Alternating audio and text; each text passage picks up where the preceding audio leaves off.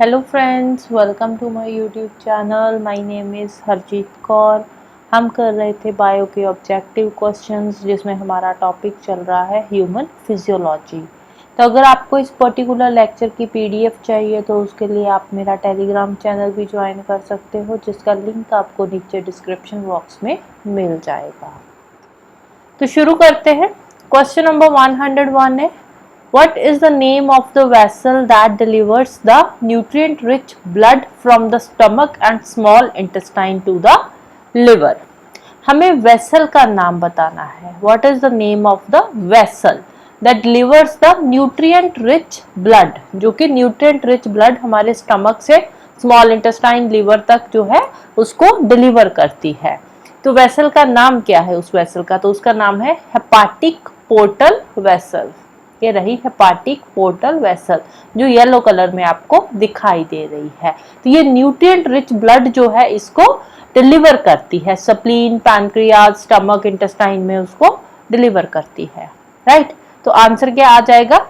Hepatic portal vein, option D. Next है, which of the following chemical can be used in anticoagulant?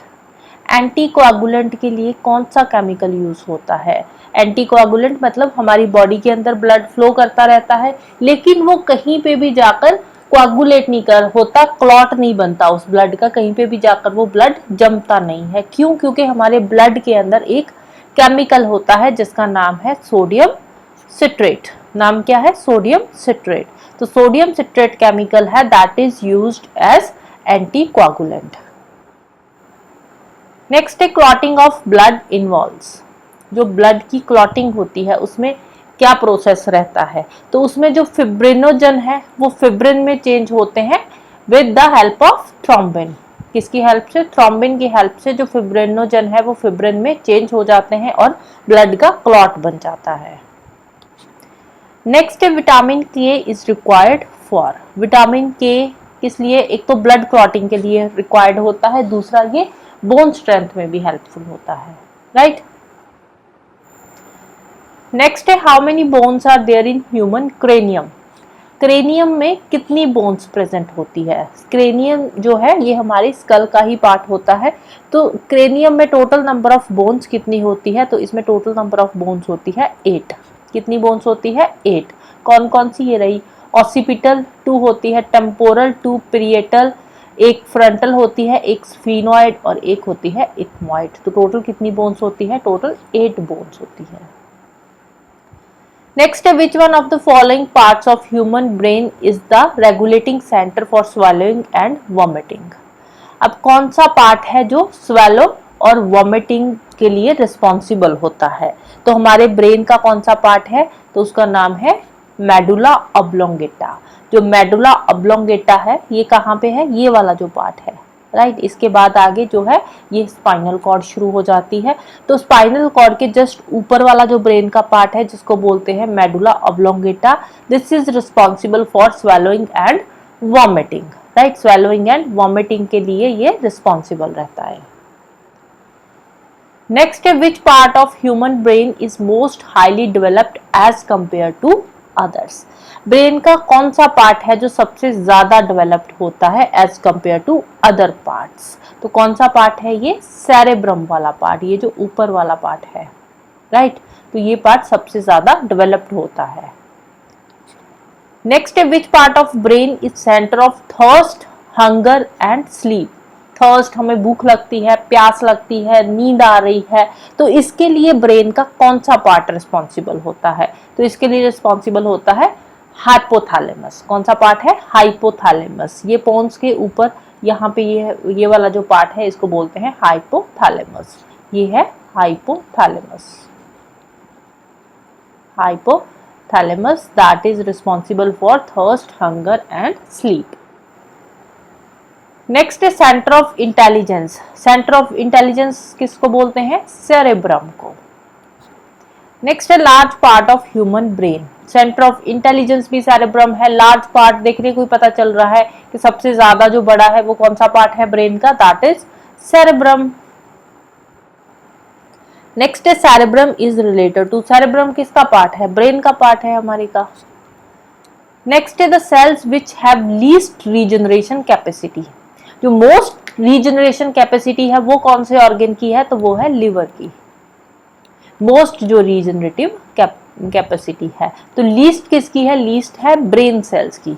किसकी है, brain cells, या जिसको nervous system sales भी कई बार ऑप्शन में आ जाता है, कई बार ऑप्शन में आ जाता है नर्वस सिस्टम सेल्स या फिर ब्रेन सेल्स, कोई भी ऑप्शन आए तो वो हो जाएगा आपका answer. Nervous system cells, brain cells, cells of brain, तो ये है लीस्ट रीजनरेटिव कैपेसिटी है इनकी। और मोस्ट किसकी है, लिवर की है। मोस्ट रीजनरेटिव कैपेसिटी है लिवर सेल्स की। नेक्स्ट है the smallest structural and functional unit of nervous system. Nervous system का smallest structural and functional unit कौन सा है? स्ट्रक्चरल एंड फंक्शनल यूनिट है neuron. Structural and functional unit neuron है। और लॉन्गेस्ट सेल कौन सा है ह्यूमन बॉडी का? राइट, ये है यहाँ पे जो न्यूरॉन आंसर आ रहा है, स्ट्रक्चरल एंड फंक्शनल यूनिट है नर्वस सिस्टम का। और हमारी बॉडी का लॉन्गेस्ट सेल कौन सा है? वो है neuron cell. Right, neuron cell हमारी बॉडी का लॉन्गेस्ट सेल है। इसकी जो लेंथ है वो कितनी है? इसकी लेंथ है 1 से लेकर 1 से करीब 1.5 मीटर तक इसकी लेंथ रहती है। राइट, 1 to 1.5 मीटर्स तक इसकी लेंथ होती है न्यूरॉन सेल्स की। नेक्स्ट है how many pair of nerves arise from vertebral column. Vertebral column से कितनी नर्व्स अराइज होती है? तो इसमें है टोटल नंबर ऑफ 31 पेयर्स। कितनी नर्व्स है? 31 पेयर्स, जिसमें 8 आ जाते हैं, 8 pair of cervical nerves, 8 pairs.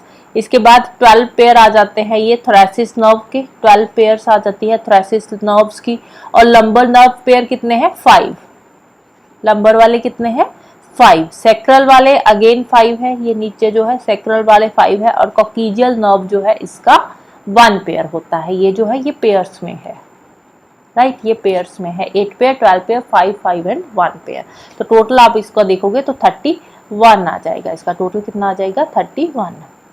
Next है centre of reflex action. Reflex action का सेंटर कहाँ पे होता है? ये होता है स्पाइनल कॉर्ड में। कहाँ पे? ये रही, ये हमारी स्पाइनल कॉर्ड है। सेंटर ऑफ रिफ्लेक्स एक्शन क्या है? ये है हमारी spinal cord. Right, reflex action क्या होता है? रिफ्लेक्स एक्शन होता है जो हमारा सडन एक्शन रहता है। जैसे किसी गर्म चीज को हमने टच किया तो सडनली हमारा हाथ पीछे जाता है, तो ये क्या है? रिफ्लेक्स एक्शन है। नेक्स्ट है number of cranial nerves found in the man. Cranial nerves कितनी होती है? क्रेनियल नर्व्स होती है टोटल 12 पेयर। जैसे कि ऑल्फैक्टरी नर्व्स होगी, ऑप्टिक नर्व्स हो गई, तो ये पेयर्स में है। ये देखो ऑल्फैक्टरी नर्व्स, उसके बाद ऑप्टिक नर्व्स यहाँ पे आ गई, तो ये पेयर्स में होती है। Olfactory nerves responsible for smell, optic nerves responsible for vision, trochlear eye movement के लिए होती है, ऑक्यूलोमोटर ये आई मूवमेंट एंड प्यूपिल रिफ्लेक्स के लिए होती है, ट्राइजेमिनल। इस तरह से ये 12 क्रेनियल नर्व्स है और अलग अलग ये काम के लिए रिस्पॉन्सिबल होती है। नेक्स्ट है thermoregulatory centre in the body of homothermal animals and man. Thermoregulatory centre, thermoregulatory centre कौन सा है जिससे हमें पता चलता है कि ठंड है, गर्मी है? थर्मोरेगुलेटरी सिस्टम जो है ये, इसको कौन कंट्रोल करता है? इसको कंट्रोल करता है हाइपोथैलेमस। कौन सा पार्ट कंट्रोल करता है ब्रेन का? हाइपोथैलेमस। नेक्स्ट है the nature of nerve impulse is. Nerve impulse का नेचर कैसा होता है? तो नर्व इम्पल्स का नेचर होता है इलेक्ट्रोकेमिकल नेचर होता है। क्यों? क्योंकि ये अलग अलग इलेक्ट्रिकल चार्जेस जनरेट करती है due to the difference in the concentration of ions. Ions की कॉन्सेंट्रेशन अलग अलग होती है जिसकी वजह से इलेक्ट्रिकल चार्जेस प्रोड्यूस होते हैं। तो इसका नेचर कौन सा हो गया? Electrochemical nature. नेक्स्ट है indicate the proper order of steps in the nutrition process. Nutrition process में हमने बताना है इसका प्रॉपर ऑर्डर कौन सा है। तो न्यूट्रिशन प्रोसेस के टोटल 5 स्टेप्स होते हैं। कितने स्टेप्स होते हैं इसके? टोटल 5 स्टेप्स होते हैं, जिसमें फर्स्ट स्टेप कौन सा रहता है? इंजेशन। फर्स्ट स्टेप है इंजेशन। सबसे पहले हम फूड इनटेक करते हैं, देन डाइजेशन, डाइजेशन के बाद अब्जॉर्प्शन होती है फूड की, अब्जॉर्प्शन के बाद असिमिलेशन, असिमिलेशन के बाद फाइनली इजेशन का प्रोसेस होता है। Right, so that's all for today. Hope you like this video. Thank you. Bye bye and have a nice day.